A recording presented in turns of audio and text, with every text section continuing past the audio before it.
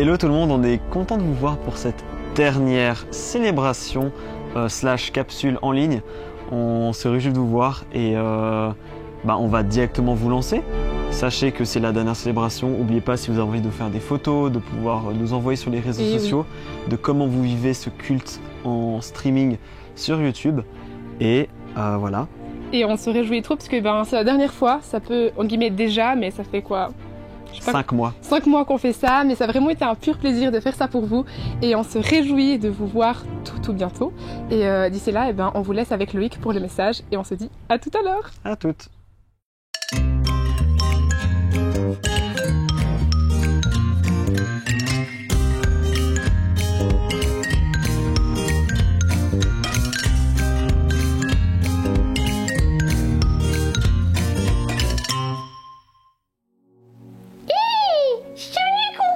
Salut Victor, ça va bien? Je suis trop contente de te voir ce matin. Ouais, moi aussi. Salut les enfants, ça va bien aussi chez vous? Bonjour les enfants, trop content de vous. Bonjour. D'Ivoire, Victor, la dernière fois, on a appris que les adultes, ils pouvaient prendre exemple sur les plus petits. Parce que nous, les plus petits, on croit bien les gens sur parole. On croit que tout ce qu'ils disent, c'est vrai. Oui, ça c'est vrai. Ouais, je me souviens même que c'était dans la Bible. Oui, moi j'aime la Bible. Tu sais, je suis en train de lire la Bible aussi maintenant. Ah ouais, c'est super. Moi aussi, je vous encourage les enfants à lire la Bible. C'est toujours bien et il y a plein de promesses pour vous. T'as quelque chose pour nous aujourd'hui, Victor? Oui, je suis en train de lire un psaume qui parle des enfants. Oh super, moi je me réjouis. C'est le psaume 8, verset 3. 8, verset 3. Waouh. 2 pattes plus 1. Cookie, Ouais, il faut que tu écoutes comme il faut. ouais, bien sûr, j'écoute. Tu ouvres tes oreilles. Hein? Elles sont où tes oreilles? Hein? Ah, attends, je regarde.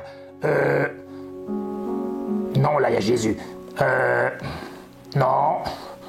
Là, je vois un petit trou. Ah oui, c'est vrai, c'est là. Ah, voilà, ça va mieux. Oh, je t'entends bien, Victor. Alors, vous vous souvenez, je vais lire le psaume 8, verset 3. 2 Oui. pattes plus une patte. 8, ouais, plus les pattes, quoi. Mais c'est la voix des petits enfants, des tout petits enfants, que tu opposes à tes adversaires. Elle est comme un rempart, un mur, que tu dresses pour réduire au silence tes ennemis les plus méchants. Waouh! Oh ouais! Comme un rempart, un mur qu'on oppose aux ennemis. Oh yes! Et d'Ivoire, Victor, ça me fait penser à une chanson. À une super chanson que j'ai appris quand j'étais petit cookie. T'as été petit cookie, toi? Moi, j'étais petit cookie. Ouais, j'étais petit cookie. Oh, il y a du rythme. Ouais, en fait, ça dit que chaque fois que tu pries, que tu loues le Seigneur, l'enfer tremble de peur. Alors, t'es prêt? Ouais, attention. Je chante avec toi. Ah ouais, bon, on fait ensemble si tu peux. Tu connais aussi?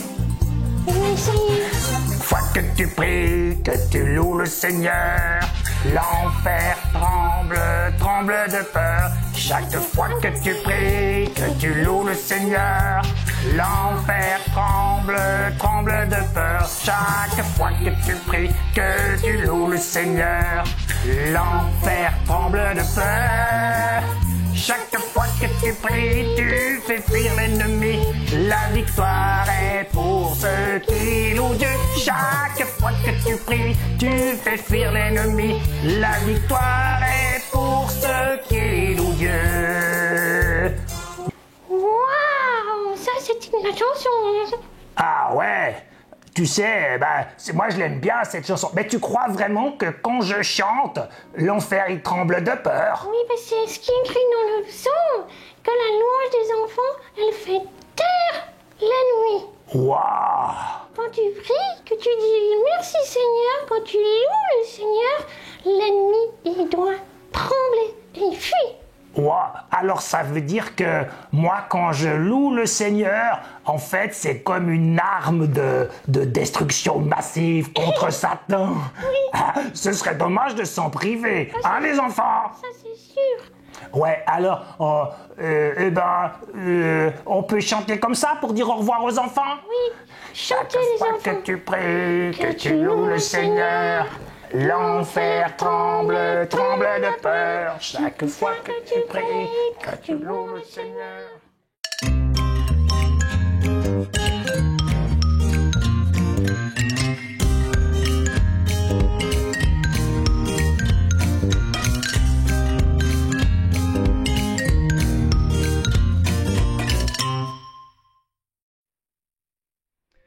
Bonjour, j'espère que vous allez bien. Ce matin, j'ai un sujet qui me touche tout particulièrement, car j'ai relu une histoire que je connaissais de la Bible, je l'ai relu et ça s'est couvert de révélations et de choses juste incroyables que j'ai réalisées en la relisant et je vais vous partager ça ce matin. Le thème de ce matin, c'est la famille, le don de Dieu, je dirais même plus le rêve de Dieu, voire le projet de Dieu. La famille, quoi. L'endroit où on est bien, l'endroit où on est soutenu, l'endroit où on est encouragé, l'endroit où on se construit, l'endroit où on est protégé, l'endroit où il n'y a pas d'abus, l'endroit où on est simplement aimé tel que l'on est. Oui, ça c'est la famille selon Dieu. Concrètement, c'est pas toujours comme ça. Rien que chez moi, on essaie de faire le mieux qu'on peut, mais on fait plein d'erreurs et autres, mais on essaye de faire ce qu'on peut. Mais il y a dans la famille aujourd'hui, il y a aussi des situations où on se retrouve avec des abus de pouvoir, d'autres abus, on se retrouve avec des blessures, on crée aux autres des blessures, on aimerait se construire et on n'arrive pas à se construire parce qu'on ne nous a pas encouragé, on ne nous a pas donné des belles paroles pour dire les qualités qu'on a. Souvent, on sort de la famille blessé et perdu et on n'arrive pas forcément à trouver notre place dans ce monde. Heureusement, c'est pas toujours comme ça, mais il y a beaucoup de fois où ça se passe mal. Moi-même, quand je lis la parole, ça m'encourage parce que je vois des hommes selon le cœur de Dieu. On a David, Salomon, il y en a tout plein d'autres qui ont Jacob, qui ont foiré la famille. C'était des hommes selon le cœur de Dieu, mais la famille, ils étaient vraiment mauvais. Moi, ça m'encourage parce qu'ils étaient encore pires que moi, j'ai l'impression. Donc, voilà, je crois que la famille est vraiment l'endroit où Dieu veut travailler, l'endroit où il y a un ministère à vivre, l'endroit où Dieu peut construire les choses. Mais il nous laisse le choix et souvent ça part en cacahuète. Pour amener ce thème, j'aimerais juste mettre 4 petits points en avant. Le premier, c'est Arnaud qui a parlé la semaine dernière du petit grain de moutarde. Cette petite graine, que c'est plus petite et quand on la plante, ça devient un plus grand arbre du Moyen-Orient. Et des petites choses, on peut arriver à des grandes choses. Ça, retenez-le pour la suite. La deuxième chose, c'est Blaise qui a parlé il y a quelques semaines et qui a parlé de la mise en action. Il parlait de la femme qui avait plus rien à manger et qui va voir le prophète en disant « Qu'est-ce que je peux faire, homme de Dieu, aide-moi » Et il lui dit « Mais qu'est-ce que tu as à disposition ?» Et elle dit « J'ai de l'huile, un peu d'huile, c'est tout ce qui me reste. » Et il lui dit « Prends ça, va chercher des vases, remplis les vases. » Et Dieu là pourvoit abondamment et elle se retrouve avec assez d'argent pour nourrir toute sa famille. Donc elle a mis en action, mais en prenant ce qu'elle a. Quel est ce qu'elle a à disposition, son don. Elle n'a pas fait des choses incroyables, elle a pris ce qu'elle avait et Dieu a fait quelque chose d'incroyable avec ce qu'elle avait. Moi, j'ai envie de vous dire aussi, ce que je vis aujourd'hui, c'est peut-être le canal de puissance et la solution pour ta famille pour plus tard. Vous verrez pourquoi dans la suite. La Bible parle dans ces cadres-là, souvent le pardon est la clé. Et le temps est précieux. Pendant que tu vis des choses, pendant que tu peut-être souffres ou t'éclates ou t'amuses, pendant que tu vis ta vie, Dieu travaille ailleurs. Pendant que tu pries, Dieu est déjà au job ailleurs. Il s'occupe des autres situations. Et ça, c'est important aussi de le retenir. Voilà, je vous ai posé ces quelques petites choses que j'aimerais qu'on retienne pendant l'histoire. Donc l'histoire, c'est l'histoire d'une famille qui à la base était très bien et après c'est devenu un peu tous des margoulins. C'est l'histoire de Jacob, Isaac, avec toute la suite, Joseph, où on voit Isaac qui a des enfants, qui a 2 enfants, 2 garçons, et on a un des 2 garçons, Jacob, qui va essayer, qui se sent plus abaissé. Son frère est fort, chasseur, lui il est doux, il fait la cuisine, il est un peu mal vu pour l'époque, et il va tricher pour avoir les droits de son grand frère. et il va tricher envers son père pour avoir le droit de la bénédiction. Il va s'enfuir et il va aller chez son oncle Laban, qui n'est pas beaucoup mieux, parce que Laban, il a 2 filles, dont une qui s'appelle Rachel, que notre jeune Jacob va trouver superbe et va dire, mais je travaillerai 7 ans pour toi, pour marier ta fille. Le père dit, oui, pas de problème. Après 7 ans, il se réjouit, et qu'est-ce qu'il a? Il se retrouve avec Léa, la grande sœur. Il dit, mais j'ai bossé 7 ans pour la petite. Et puis le père dit, ouais, mais on marie d'abord la grande, donc tu rebosses 7 ans et je te donne la petite. En résultat, il va rebosser 7 ans, il s'est fait avoir. Après, il va rouler son oncle pour essayer d'avoir plus de cheptel, de moutons, parce qu'il était berger, et puis il va bricoler pour qu'il y ait plus de moutons pour lui que pour son oncle. Enfin voilà, tout le monde triche dans cette famille, c'est vraiment déjà mal barré. Mais il est dit que Jacob était selon le cœur de Dieu, et il va combattre avec Dieu, et Dieu va lui donner le nom d'Israël, va le bénir et va créer mais vraiment tout un avenir, un peuple à partir de ce gaillard. Donc malgré nos erreurs et tout ce qu'on ne fait pas forcément bien, il y a Dieu qui bénit. Et ça, c'est génial. Donc on arrive maintenant à Jacob qui fait ses enfants. Alors il en a tout plein, il en a 13, une fille, 12 garçons. Il y a 10 garçons qui viennent de la première femme, donc la grande sœur que Jacob ne voulait pas forcément, Léa. Et il a par la suite 2 enfants de Rachel, qui est celle qu'il aime de tout son cœur, qu'il a toujours rêvé, son amour, sa princesse. Et ces 2 enfants sont naturellement ses préférés, parce que c'est elle qui désirait, il voulait construire une famille avec Rachel. Et de Rachel sortent 2 enfants, Joseph et Benjamin. Et à la naissance de Benjamin, Rachel, elle meurt. Donc là, je vous trace un peu le cadre familial. Dans ce cadre familial, nous avons notre Joseph, qui est un jeune ado, qui lui, la vie est belle. Les frangins, ils vont bosser, ils font plein de choses. Lui, c'est vraiment le pur ado. Je ne sais pas si vous vous reconnaissez là-dedans. Vous savez, celui qui a de la peine à se lever le matin, celui qui tout il est beau, tout, mais je ne veux surtout pas trop aider, pas trop me fatiguer dans la famille. Je vais faire le strict minimum. Je ne sais pas si certains ça leur parle, mais voilà, nous avons notre Joseph qui, lui, est comme ça. Et puis un matin, on voit dans la parole qu'il doit être réveillé par son père, qui lui dit, mais tes frères sont déjà loin, sont déjà au champ avec les moutons, qu'est-ce que tu fais? Puis j'ai oublié de me réveiller, pour vous montrer, c'est le petit chouchou aussi, c'est un des derniers de la famille, en plus l'ado qui fait ce qu'il veut, enfin il est chouchouté, et le papa fait de la préférence. Donc il va lui offrir une tunique fait maison. Une tunique qui est faite de toutes les couleurs, une tunique qui lui rappelle sa première femme, celle Rachel, qu'il a tellement aimée. Et il va faire de la préférence avec ses enfants, ce qui est mal. Dieu aime chacun de la même manière. Mais on voit que dans cette famille, déjà, il y a des choses qui sont tordues, déjà de génération en génération. Et on va voir Joseph, qui va subir les résultats de ça.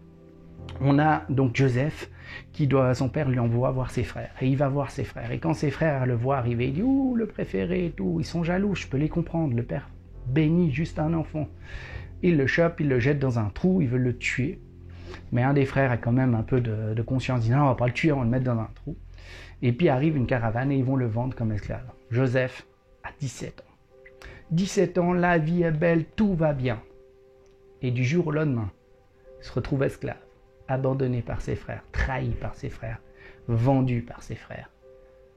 Il a un sentiment, j'imagine, d'abandon, un sentiment de rejet. Il ne comprend pas, il y est pour rien, lui, dans ça. Il y est pour rien. Mais la situation familiale a fait qu'il y a de l'injustice. Il va être amené dans un autre pays, l'Égypte, il va être acheté en tant qu'esclave dans une famille riche.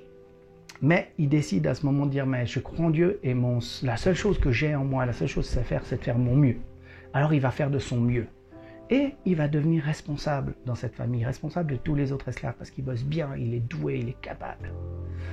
Arrive une situation où il est tellement bien, c'est un bel homme, il a grandi, il s'est formé, c'est un gars un homme, il est dit dans la parole qu'il était beau d'apparence.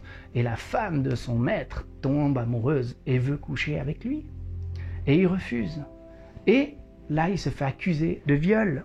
Il se fait accuser de quelque chose qu'il n'a rien fait. Deuxième coup bas, il se fait mettre en prison en Égypte. C'était pas forcément drôle, c'est pas tout à fait les mêmes genres on s'occupe pas des prisonniers de la même manière qu'ici en Suisse. Et il se retrouve là, c'est injuste. non seulement était vendu, abandonné par sa famille, il s'est donné de tout ce qu'il pouvait pour son nouveau maître, alors qu'il était esclave, et il se fait encore trahir. C'est encore une injustice. Il se retrouve en prison. En prison, il va se donner à fond. Il va dire, moi, je veux toujours servir mon Dieu à fond, malgré les circonstances. Il continue à croire en Dieu. Il continue malgré tout. Comme quoi, dans la vie, des fois, faut pas attendre que Dieu nous donne des choses. Il les donne, il ne nous doit rien. Mais il permet certaines choses parce qu'il y a un projet final. Et là, Joseph, il continue de tout son cœur à servir et il devient responsable de la prison parce que le chef de la prison voit qu'il est doué et il gère. Et là, il va aider 2 hommes qui travaillent avec le pharaon. Il va leur déclarer qu'est-ce qu'ils ont, la signification de leur rêve. Et un va mourir et l'autre va retourner vers le pharaon, mais va oublier Joseph qui lui avait dit « Ne m'oublie pas quand tu vas vers le pharaon ». Il faut encore 2 ans. Et Joseph est toujours dans cette prison. Il a conscience qu'on l'a encore abandonné. Le mec qui il a aidé, qui est retourné vers le pharaon, l'a oublié encore une fois. Il est rejeté, il est abandonné, il est oublié. Et il pourrait même se dire oublié de Dieu. On ne vit pas ça certaines fois, l'impression d'être oublié de Dieu. Mais on a ce jeune homme qui continue à servir de plus, de tout ce qu'il peut, de son mieux. Et là, une fois, le pharaon fait un rêve et les chansons qu'il a dit au pharaon, le serviteur pharaon, je connais un homme qui peut expliquer les rêves. Et là, Joseph vient, explique le rêve du pharaon. Il va y avoir 7 ans d'abondance et 7 ans de famine après. Il faut faire quelque chose. Et là, le pharaon dit, un homme comme toi qui sait décrypter les rêves et qui a l'esprit de Dieu est capable de gérer ça. Et il devient responsable de toute l'Égypte. À la fin de cette histoire où il est responsable de toute l'Égypte, il y a ses frères qui viennent parce qu'ils ont faim aussi. Et là, il va voir toute sa famille. Il va tester ses frères, voir si Dieu a travaillé derrière, si Dieu a changé leur cœur. Et pendant tout ce temps où Joseph vivait des choses difficiles, Dieu travaillait. Je vous ai dit au début, le temps que l'on vit, Dieu est au job. Il s'occupe d'autre chose. C'est pas parce qu'on voit pas qu'il n'y a rien. Et là, Dieu s'occupe de sa famille et change les cœurs de ses frères. Et là, Daniel, au travers de plusieurs tests, va réaliser que leur cœur a changé. Et il va se présenter à ses frères, il va ramener la famille et toute la famille va être unie. Moi, ce que je trouve génial dans ça, c'est que Dieu, pour réunir une famille qui était complètement dysfonctionnelle, où il y avait de la blessure, où il y avait des choses où ils ne se sentaient pas aimés, ou rejetés, ou préférés, eh bien, Dieu va affamer un pays entier pour réunir une famille. Quand je vous parlais, le projet, le cœur de Dieu, c'est la famille. J'en suis convaincu. Et j'ai relu cette histoire et je la trouve juste incroyable. Et ça me parlait à chaque fois, la famille, le cœur de Dieu. Il y a, si je fais le résumé, Joseph, il est dans sa famille. Il y a un clash. Ensuite, il devient esclave, responsable. Il devient prisonnier, responsable. Il devient, il a la révélation pour les rêves et il devient responsable de l'Égypte. À chaque action, à chaque nouvelle situation, Dieu le nomme un cran plus haut. À chaque fois, il va plus loin, mais il est fidèle depuis le début. Qu'est-ce qu'il avait? Je vous ai dit au début, il y a cette histoire, ou qu'est-ce que j'ai à ma disposition? Ce que vous avez à votre disposition, que ça soit une chose, mais ça peut être aussi un trait de caractère, c'est précieux.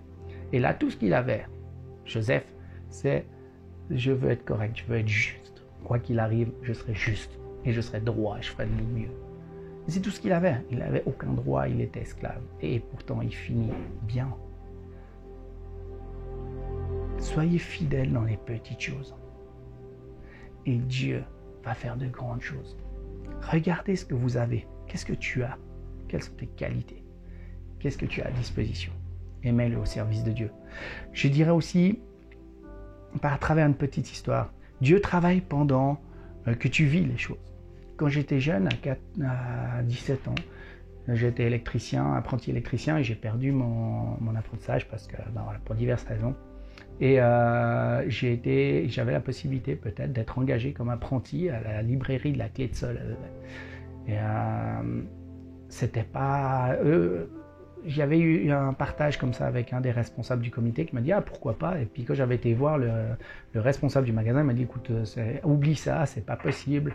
On n'a pas les sous, on n'a pas les moyens nécessaires pour un apprenti. Moi, je n'ai pas prévu de prendre un apprenti, oublie. » Puis moi, j'ai dit « Mais si Dieu veut, ça se fera. » Et la nuit suivante cette discussion, Dieu a empêché le responsable de dormir. Et c'est lui qui me l'a dit par la suite. Et pour finir, il s'est levé le matin, il m'a appelé, il m'a dit « T'es engagé. » Mais il m'a dit, écoute, on n'a pas les moyens de te payer. Je n'avais pas prévu de prendre un apprenti, je ne sais pas comment on va faire.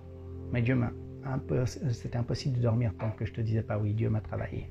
Vous voyez, pendant que moi je vivais autre chose, pendant que j'étais tranquille au lit et moi je dormais, Dieu travaillait le cœur de mon futur prof d'apprentissage, responsable d'apprentissage.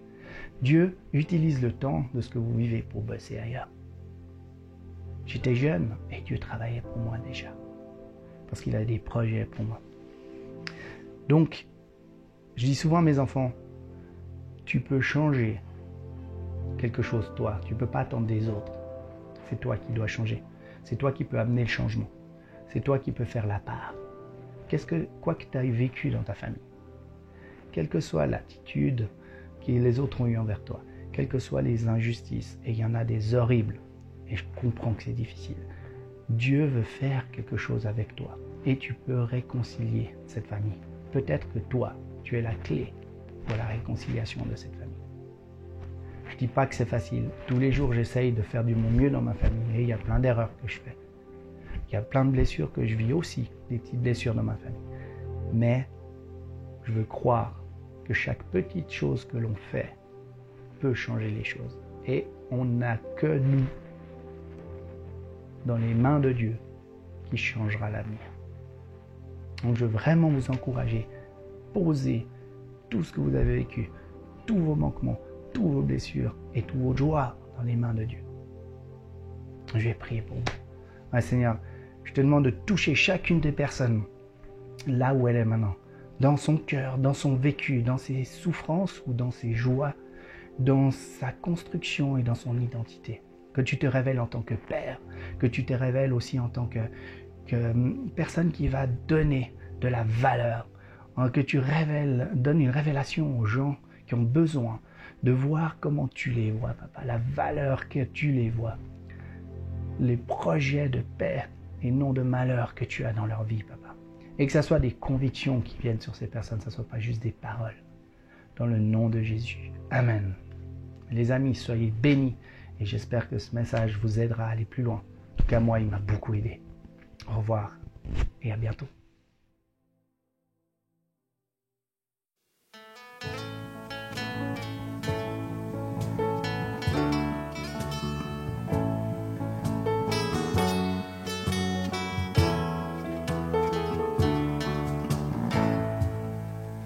Que le roi de mon cœur soit la montagne où je cours, la fontaine où je bois. Oh, il est mon chant. Que le roi de mon cœur soit l'abri où je me cache, le salut de ma vie. Oh, il est mon chant. Il est bon.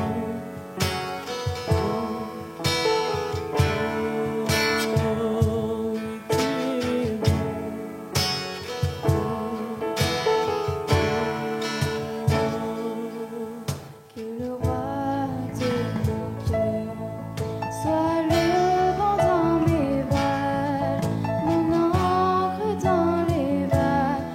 Oh, il est mon chant. Que le roi de mon cœur soit le feu dans mes veines, la raison de ma vie. Oh, il est mon chant, oui, c'est bon, bon. Oh, oui, c'est bon, bon. Oh, oui, c'est bon, bon. Oh, oui, c'est bon,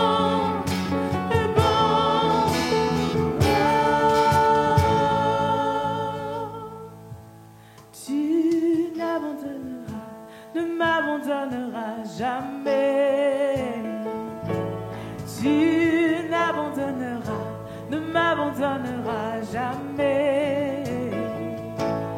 Tu n'abandonneras, ne m'abandonneras jamais.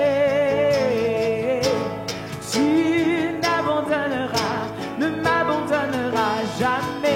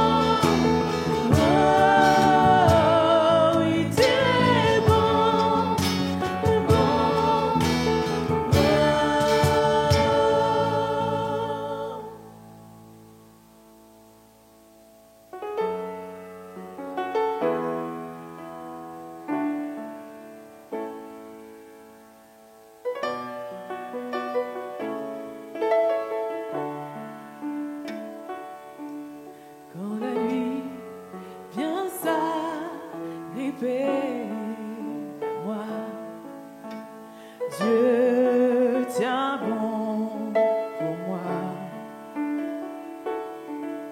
Quand la nuit vient s'agripper à moi, Dieu tient bon pour moi.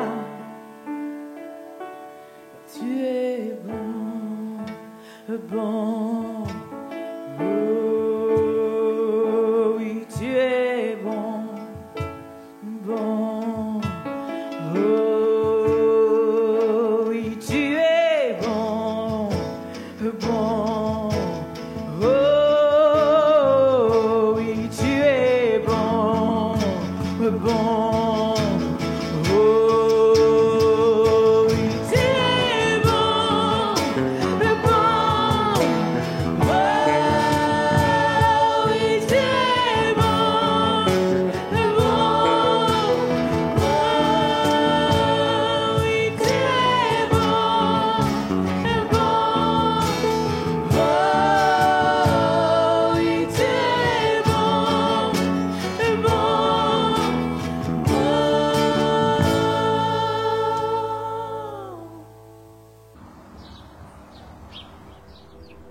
On a vraiment à cœur en fait que chacun qui suit cette vidéo puisse connaître personnellement le Dieu dont on parle. Et donc si tu ne le connais pas personnellement, si tu n'as jamais rencontré Jésus, mais si ça fait des années, peut-être que tu es éloigné, ben on a envie de dire aujourd'hui qu'il est présent, qu'il t'aime, qu'il est fidèle, qu'il désire être ton Seigneur, qu'il est le seul chemin pour la vie éternelle. Et vraiment, il en vaut la peine. Il a payé sur la croix le prix pour nous sauver. Et je crois que c'est vraiment important de pouvoir le reconnaître et puis se tourner vers lui en fait. Donc si c'est ton cas ce matin, moi je t'encourage à faire ce pas en fait, juste de lui demander de venir dans ta vie et puis d'être ton Seigneur. Et je te propose de suivre après moi cette prière. Seigneur Jésus, je te remets ma vie. Je te prie que tu en sois le Seigneur. Que tu puisses me bénir. Que tu puisses me conduire. Je me soumets à toi. Merci pour la vie que tu me donnes. Au nom de Jésus-Christ, Amen. Amen. Yes, bienvenue dans la famille. On est vraiment super heureux que tu aies pris ce choix ce matin parce que c'est le meilleur choix qu'on peut prendre dans la vie. Et j'avais juste une image à vous partager, c'est pendant tout ce confinement, je ne sais pas comment vous l'avez vécu, mais personnellement, j'ai eu de la difficulté à prendre du temps avec Dieu régulièrement. Et je sens que ça m'a vraiment manqué. Et ce que Dieu m'a montré hier soir, et ça m'a vraiment beaucoup touchée, c'est que souvent on voit Dieu sur son trône, qui gère tout, qui voit tout, et qui est un peu ce grand Dieu, un peu ce papa Dieu qui est loin. Et en fait, l'image qu'il m'a donnée hier soir, c'était qu'il descend de son trône. Dieu descend de son trône, et il vient te chercher alors que tu es à genoux devant lui, alors que tu te repens et que tu as l'impression que tu es loin. Eh bien, c'est Dieu qui descend de son trône te chercher et te prendre sur ses genoux avec lui, sur ce trône-là. Et alors il n'y a pas besoin de faire des efforts ou quoi que ce soit. Eh bien dis juste à Dieu que tu as envie de retourner vers lui. Et c'est Dieu qui va te rejoindre, c'est lui qui va juste te remplir et qui est la solution à tout ça. Amen, il produit le vouloir et le faire en nous. Amen. Et puis suite au message de Loïc, j'avais cette conviction de dire que des fois on se dit je vais servir Dieu, je vais faire ci, je vais faire ça, mais avant il faut vite que je finisse quelque chose, il faut vite que je finisse mes études, il faut vite que je sois à la retraite, je sais pas, j'invente.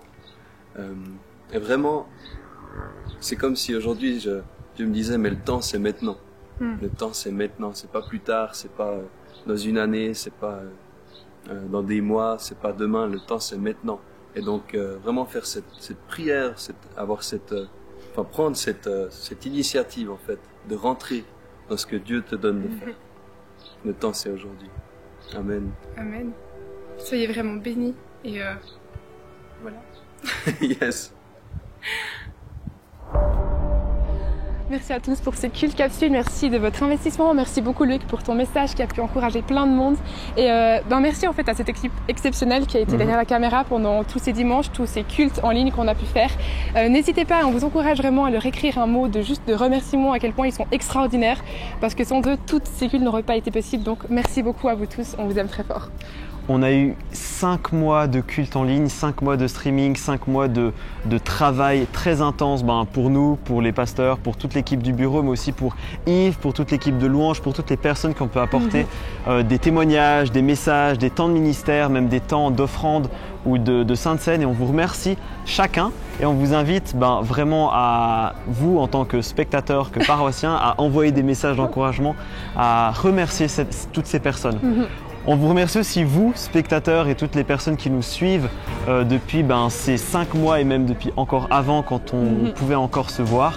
On vous remercie pour vos dons, on vous remercie pour tout ce que vous avez pu donner concrètement et financièrement parlant à City Life. Attention des petites plantes, on a passé les plantes, voilà, tout est sous contrôle. On vous remercie beaucoup parce que sans vous, cette aventure ne serait pas possible. Clairement. Et en ce moment même, par là autour, s'affiche le logo Twint.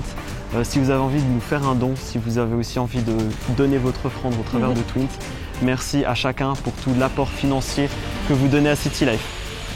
Si vous ne faites pas partie de City Life, faites partie, tout simplement. Rejoignez-nous en devenant amis de City Life. Voilà. Et sinon, gardez votre offrande, votre dîme, pour votre église locale. Mais on accepte volontiers vos dons et vos offrandes. Et vos cadeaux et tout ce que vous voulez. Et petite surprise, on parle un peu plus fort parce qu'il y a des gens qui font des travaux. Où on se trouve. Dans quelle rue nous sommes. Celle des journalistes. Aujourd'hui. Voilà. Et beaucoup de bruit. Et on se réjouit de vous retrouver dès dimanche prochain dans ce lieu, ici même, au Rex, afin de enfin relancer nos célébrations. Du coup, soyez à l'heure, dimanche 16 août à 10h. À 9h45 peut-être avant. Pour la prière. Avant, comme ça on part du monde, on attend toujours dans le Corona, Voilà. Mais on se réjouit trop de vous voir. Là on est dans le cinéma, ça résonne un peu, mais ça va être fou. Vraiment, après ces 5 mois d'absence, on est de retour en feu et ça va vraiment être trop bien. Donc soyez présents. On vous donnera par email et sur les réseaux sociaux toutes les demandes au niveau sanitaire, au niveau hygiénique, tout ce qu'on demande et tout ce qui est nécessaire afin qu'on puisse vivre cette célébration dans la bonne humeur, dans la joie, mais aussi dans la santé, dans la sécurité. Je pense que c'est important pour préserver votre santé. Et du coup, à dimanche prochain. On vous aime. Bisous.